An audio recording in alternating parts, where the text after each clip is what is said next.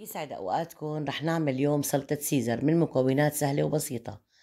عندي خس مقطعته عريض، طبعا لازم يكون عريض، شرائح دجاج متبلتها بالملح والفلفل والليمون. عندي مايونيز، في عندي هون خردل وليمون، عصير ليمون، شرائح برميزان وبرميزان مبروشة، وفي عندي هون بندورة كرزية للزينة، وهون توست أنا داهنته بالزبدة ومقطعته مربعات وشاويته بالفرن. وعنا هون بودرة البرميزان بدي حطها مع الصوص، هلأ بتشوفوا كيف. وعنا طبعا كريمة الطبخ وحاطة معها سن واحد توم فقط لنكهة خفيفة لسلطة السيزر.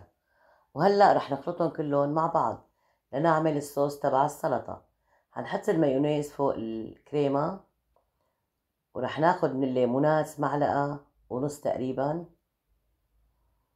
والخردل، ورح نحط بودرة جبنة البرميزان تعطي نكهة للصوص، وشوية خفيفة من الملح. هلأ بنخلطهم مع بعض وهيك صار عنا الصوص جاهز. هلأ بنحط شرحة زبدة رقيقة ونقلي عليها صدور الدجاج. طبعا بدنا نحمصها من الطرفين، شايفين كيف رقيقة؟ لازم تكون رقيقة مشان نقطعها وتكون معنا طيبة بالأكل. وهلأ بعد ما قطعناها صفينا هيك مثل ما شايفين، وهي صدور الدجاج مقطعة بعد الشوي، ومنصفها بطريقة، طبعا الصف على طريقتي أنا هيك، وكل واحد حر بالطريقة. وهلأ بنحط شرائح البرميزان تعطيها نكهة كتير طيبة، وبنحط الخبزات فوقها،